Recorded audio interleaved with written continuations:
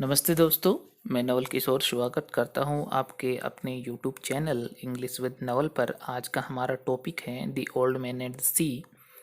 इसे लिखा था अर्नेस्ट मिलर एमिंगवे ने। यह 1951 में लिखा गया और इसका पब्लिकेशन 1952 में हुआ था। पहला प्रश्न है, who fished alone in a skiff in the Gulf Stream. Gulf Stream में एक नाव में कौन मछली पकड़ा करता था? वह था एन ओल्ड मैन, एक बुजुर्ग व्यक्ति। Did he get any fish in the first 84 days? No, he did not get any fish. क्या उसे शुरू के 84 दिनों में कोई मछली मिलती है? तो उत्तर हो जाएगा नहीं, उसे शुरू के 84 दिनों में कोई मछली नहीं मिलती है। मछली पकड़ने में वह असफल रहता है। What was the name of the old man? उस बुजुर्ग व्यक्ति का नाम क्या था? उस बुजुर्ग व्यक्ति का नाम था सेंटियागो। वह एक विदुर है, शारीरिक रूप से दुबला पतला सा व्यक्ति है जिसके कंधे मजबूत लगते हैं और हाथों पर मछली पकड़ने के कारण घाव के निशान बने हुए हैं। गर्दन पर झुर्रियां पड़ी हुई है। मानसिक रूप से काफी सुदृढ़ है। शारीरिक रूप से भले ही वह कमजोर हो। वह बेसबॉल का प्रशंसक है। वह बेसबॉल टीम के बारे में, उसके प्लेयर्स के बारे में बातें करता रहता है। जब वह मछली पकड़ने जाता है तो लंच नहीं ले जाता है। ले जाता है तो बस एक पानी की बोतल। नंगे पैर ही चला जाता है। उसका शर्ट का रंग उड़ा हुआ है। उस पर जगह जगह थेगली लगी हुई है। वह सपने में अफ्रीका के बीच लॉयंस की बातें करता रहता है, यानी मेलोलिन को बताया करता है अफ्रीका के बीच के बारे में, वहाँ के लॉयंस के बारे में। और वह डिमेजियो के साथ मछली पकड़ने के लिए जाना चाहता है। उसकी इच्छा है कि वह उसके साथ मछली पकड़ने के लिए जाए, क्योंकि डिमेजियो एक बेसबॉल प्लेयर है और वह उसका काफ़ी प्रशंसक है। Who went with Santiago for fishing. Santiago के साथ मछली पकड़ने के लिए कौन जाता था? A boy named Manolin who used to go with him for fishing। एक लड़का जिसका नाम मैनोलिन होता है वह सेंटियागो के साथ मछली पकड़ने के लिए जाता है, लेकिन उसे भी शुरू के 40 दिनों में कोई मछली नहीं मिलती है।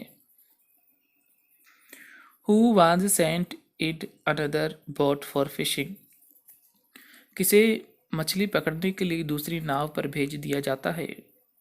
Manolin was sent in another boat by his parents. अपने माता पिता के द्वारा, या मैनोलिन को उसके माता पिता मछली पकड़ने के लिए दूसरी बोट पर भेज देते हैं।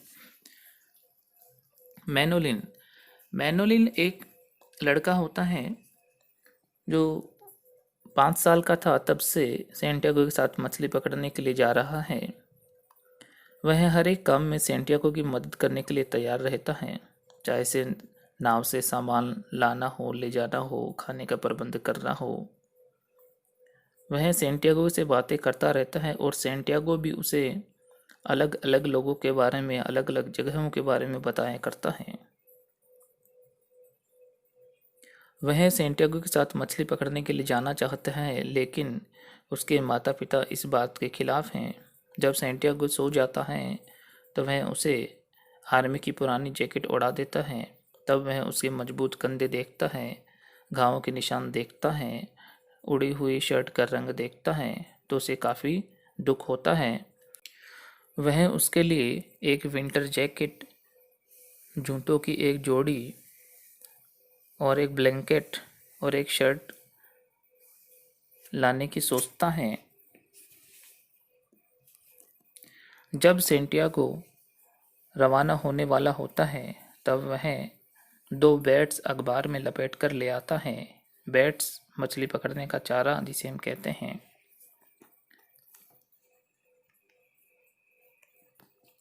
Who use the word salao for Santiago. Santiago के लिए सलाव शब्द का इस्तेमाल कौन करते हैं? Manolin's parents because he was empty handed for many days. Manolin के माता पिता इस शब्द का इस्तेमाल करते हैं क्योंकि काफ़ी दिनों से सेंटियागो ने कोई मछली नहीं पकड़ी है, इसलिए सलाव को कहते हैं unlucky. The sail was patched with flowers and furled. It looked like the flag of permanent defeat. इस लाइन में सिमिली का इस्तेमाल किया गया है. They were as old as erosions in a fishless desert. यहाँ भी सिमिली का इस्तेमाल हुआ है. उसके हाथों पर घाव के निशान पड़ गए हैं, गहरे कट लग गए थे, क्योंकि वह कोर्ड से भारी भरकम मछली पकड़ा करता था. इस कारण who helped Santiago in carrying wooden box having lines, gaff and harpoon etc. नाव से वुडन बॉक्स में लाइन, गैफ, हार्पून आदि लाने में सेंटियागो की मदद कौन करता है? मैनोलिन करता है. हमने पहले भी इसका जिक्र कर लिया है. Who gave newspaper to Santiago at Bodega? बोडेगा में सेंटियागो को न्यूज़पेपर किसने दिया? तो पेरिको नाम का एक व्यक्ति होता है जो सेंटियागो को न्यूज़पेपर देता है. What was lucky number for Santiago? जब सेंटियागो मैनोलिन से बात करता है, क्योंकि 84 दिन बीत जाते हैं उससे बिना कोई मछली पकड़े, तो वह कहते हैं कि जो 85 नंबर उसके लिए भाग्यशाली होगा, लक्की होगा. Who always borrow $2.50? कौन हमेशा $2.50 उधार लेता है? सेंटियागो लेता है. Who says this line anyone can be a fisherman in May? कौन कहता है कि कोई भी यानी कोई भी व्यक्ति मई में एक फिशरमैन बन सकता है? तो सेंटियागो कहता है. With whom Santiago wanted to go for fishing? किसके साथ सेंटियागो मछली पकड़ने के लिए जाना चाहता है? डिमेजियो के साथ जाना चाहता है. देखिए, डिमेजियो एक बेसबॉल प्लेयर है न्यूयॉर्क से, और उसका निक नेम है द यांकी क्लिपर जॉल्टिन जो. उसके पिताजी एक फिशरमैन थे. His shirt had been patched so many times that it was like the sail, and patches were faded many different shades by the sun. इस लाइन में simile का प्रयोग किया गया है. Who arranged the food for Santiago? यानी Santiago के लिए खाने का प्रबंध किसने किया? मैनोलिन came with 2-decker metal container from the terrace. यानी मैनोलिन टेरेस से 2 खन वाला या 2 डिब्बों वाला एक धातु का बना टिफिन लेकर आता है.